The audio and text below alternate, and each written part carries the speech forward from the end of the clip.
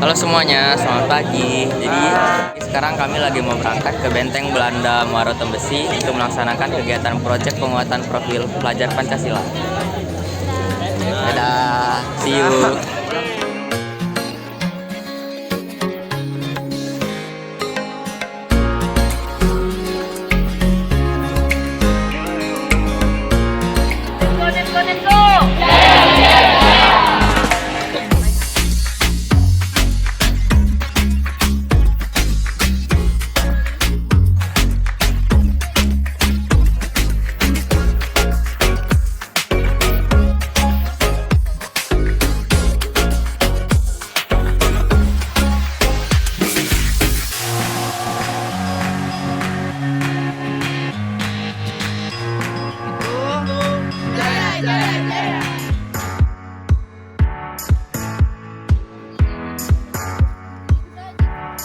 Halo guys, jadi kami sudah sampai tadi, udah ke Angkat Lurah. Sekarang kami mau OTW ke penjara.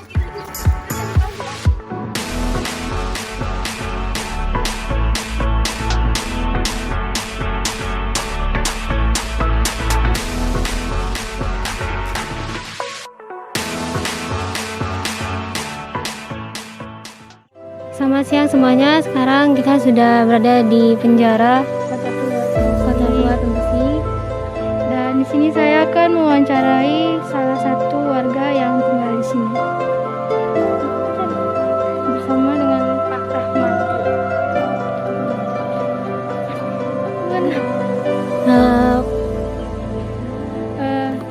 Sejarah apa saja yang Bapak ketahui tentang penjara ini?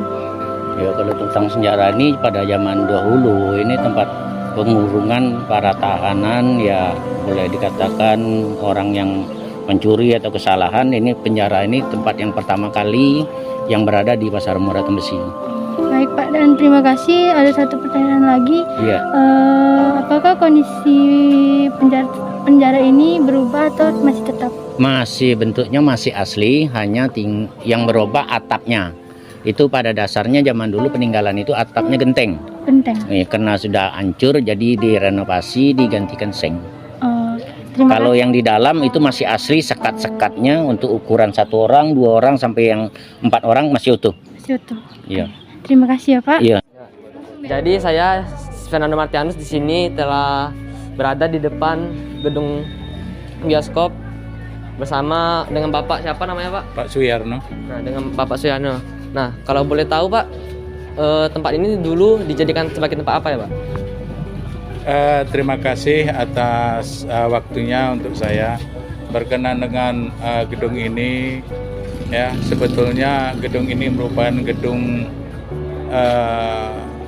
tempat ibadat bagi umat selain Islam.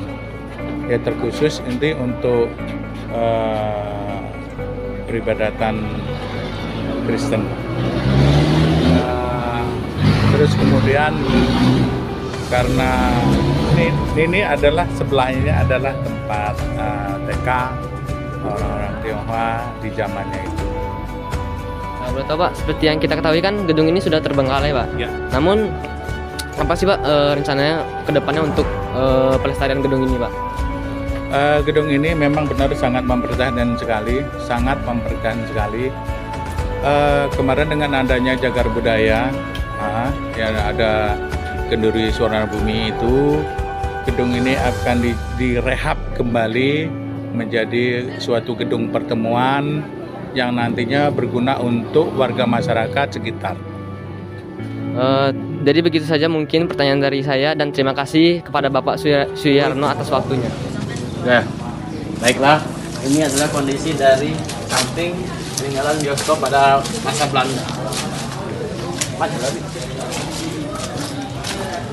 Udah agak lapuk sedikit kayunya.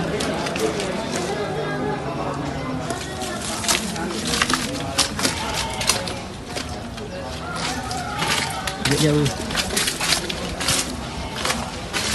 Di belakang adalah rumah warga. Dan sekarang bioskop ini menjadi tempat parkir motor siswa.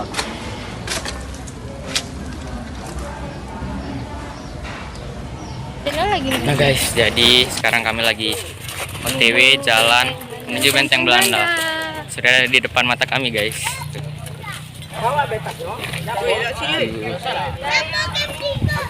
Selamat siang semuanya. Jadi sekarang kami ingin mewawancarai salah satu warga di Muara Tembesi ini. Dengan Bapak siapa Pak? Pak Zainal Kabri. Perkenalkan, nama saya Stefano dan ini teman saya Dava. Nah, kan masih banyak nih Pak yang belum tahu tentang sejarahnya, bagaimana bisa terbentuknya Benteng Belanda ini Pak. Kira-kira Bapak bisa ceritakan nggak Pak ke kami nih yang belum tahu gimana sejarahnya Benteng Belanda ini Pak? Sejarah Benteng Belanda ini, sebelum kita memasuki Benteng Belanda, pembuatan pendirian Benteng Belanda, sebelumnya perlu kita ketahui, sebelum Belanda masuk sini, Cina sudah masuk sini, orang kita Cina. Kemudian sebelum Cina masuk sini, di tempat ini adalah ada kerajaan kecil, nah, itu.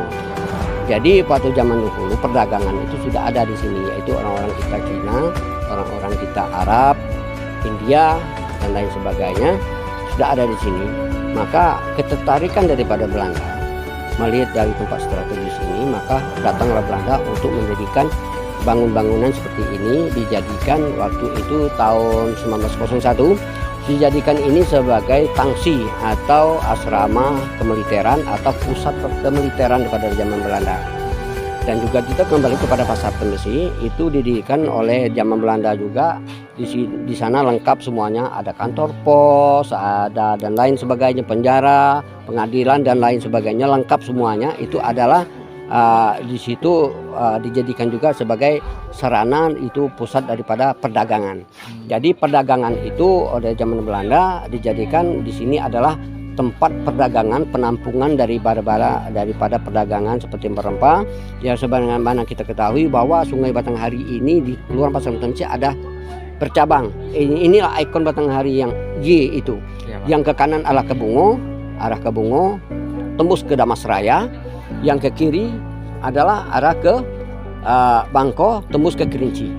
Jadi zaman Belanda waktu itu melalui kapal, karena kapal tidak bisa memasuki arah kanan dan ke kiri, maka pusatnya di sini. Makanya orang pedagang rempah-rempah yang dari jalur kanan, jalur kiri itu memakai perahu kecil atau rakit, maka ditampunglah di sini pusat perdagangan. Makanya sekarang ini mau diakui oleh VOC atau UNICEF bahwa memang diakui memang Sungai Batanghari ini dulunya adalah jalur perdagangan rempah-rempah. Itu. Makasih Pak atas jawabannya. Ya. Kami masih ada pertanyaan lagi nih Pak. Kira-kira apa tujuan lain selain sebagai asrama kolonial pemerintah Belanda membangun bangunan ini? Tujuan lain yang pertama itu sebagian itu berarti pertahanan, memang menunjukkan bahwa Belanda itu memang dia mau menguasai kita. Nah itu tujuannya. Yang kedua, tujuan yang terpenting adalah itu tadi, perdagangan itu tadi, rempah-rempah itu tadi. Bahkan ada itu di sebelah, di samping daripada SMP itu ada yang namanya gedung rumah itu kalau orang dulu bilangnya rumah Tuan Kupon. Tuan Kupon. Kenapa dinamakan Tuan Kupon? Karena nama aslinya nggak tahu, karena kalau dulunya gelar kan gitu. Kenapa disebut Tuan Kupon? Karena kalau zaman dulu, zaman Belanda dulu, orang-orang kita membawa rempah-rempah itu diserahkan kepada Tuan Kupon. Tuan Kupon memberi kupon kepada masyarakat kita untuk belanja pakai kupon itu. Maka disebut Tuan Kupon. Maka itulah tujuan tadi untuk perdagangan itu yang sebenarnya. Baik teman-teman, ini adalah bagian belakang dari Benteng Belanda dan bisa kita lihat di sini bangunannya masih sangat berciri khas pada zaman dahulu, terutama ciri khas bangsawan Belanda.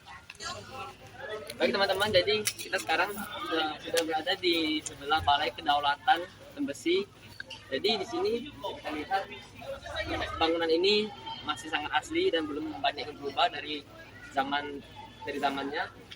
Dan di sini banyak sekali lumut dan kerapuhan yang terjadi pada Balai Kedaulatan Desa ini. Pak, kami boleh permisi minta waktunya untuk berwawancara dengan Bapak? Boleh. Kami boleh bertanya Pak, ini dulu bangunan ini difungsikan sebagai tempat apa Pak? Sejarah awalnya ini gedung OPAS namanya. OPAS itu gedung kepolisian. Jadi kalau sekarang OPAS itu mungkin tingkatnya setingkat Kapolres. Jadi setelah kita merdeka, enggak, 1940 kita merdeka 1945 kan, proklamasi kita 1945. Tapi penyerahan kedaulatannya waktu agresi Belanda kedua 1948. Yang menyerahkan dari pemerintahan pusat itu Bung Hatta. Yang menerimanya di sini Bapak Kolonel Abun Jani. Nah, jadi waktu penyerahan kedaulatan itu Pak Bung Hatta nginap di sini bersama dengan Kolonel Abun Jani. Maka ya gedung OPAS-nya hilang, jadilah terkenal namanya itu gedung kedaulatan, ke tempat penyerahan kedaulatan. Awalnya seperti itu. Nah, boleh bertanya Pak, apakah bangunan ini sempat direnovasi atau bentuknya masih sama Pak? Belum pernah direnovasi. Bentuknya seperti ini masih orisinil, masih asli. Ya, mulai dari kayu-kayunya sampai apa ya masih asli, bentuknya juga masih asli ini. Belum ada yang renovasi. Terima kasih Pak. Di bagian dalam balai kedaulatan desa yang dimana keadaannya sekali bercampur air karena banyaknya vandalisme di bagian dinding bagian dalam. Upaya pelestarian cagar budaya benteng Belanda dapat dilakukan dengan 1. Memelihara dan merawat cagar budaya tersebut dengan sebaik-baiknya. 2. Menjaga kebersihan benteng dan tidak membuang sampah sembarangan di area benteng Belanda. 3. Tidak mencoret-coret benteng. 4. Tidak merusak benda atau apapun yang ada di benteng. 5. Mempublikasikan atau memperkenalkan cagar budaya tersebut. Oke guys, jadi kami udah selesai ngelakuin kegiatan project penguatan profil pelajar Pancasila. See you guys di Asrama Haji. Saja vlog dari kelompok kami. Mohon maaf jika banyak kekurangan dan kesalahan. Dadah.